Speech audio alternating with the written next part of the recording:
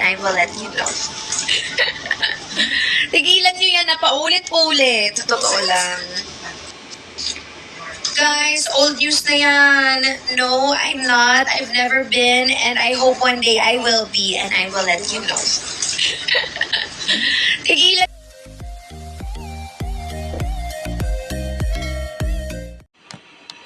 Update Casey Concepcion. Sinagot ni Casey Concepcion ang tanong ng karamihan kung buntis nga ba. Dahil nga sa kanyang sinasabi nilang sobrang pagtaba. Kaya naman sabi naman ni Casey na old news na yan guys, itigil nyo na yan. Sasabihin ko sa inyo kung magkakaroon ako, news ko pa yan sa inyo. At hindi ko pa naranasan ever since, ayon kay Casey Concepcion. Supalpal naman ng mga netizens, bang mga bashers, na sinasabi nilang, are you pregnant? Ayun, Kisi, ignore mo na lang sila. Wish na makasal ka na kay Michael sa bago mong boyfriend.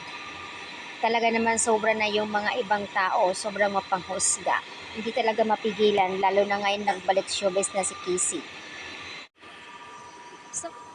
Samantala na trending naman si Casey Concepcion sa concert ng kanyang mommy-daddy ng Dear Heart.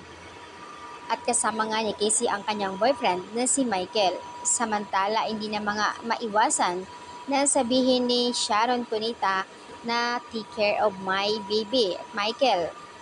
At ganun din ang sinabi ng kanyang daddy na si Gabby Concepcion.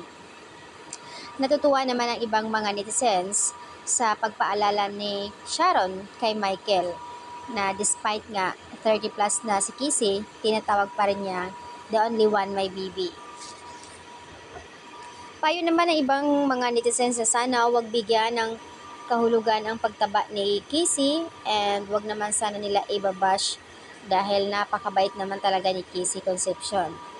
Although may mga previous siya na mga boyfriend, pero sinasabi nga nila na kung talagang hindi para sa kanya, wag nang pipilitin. Kung sino yung bago niya ngayong boyfriend na minahal niya, respect na lang daw. Wag nang bigyan ng mga mali siya or anuman pambabash laban sa kanya.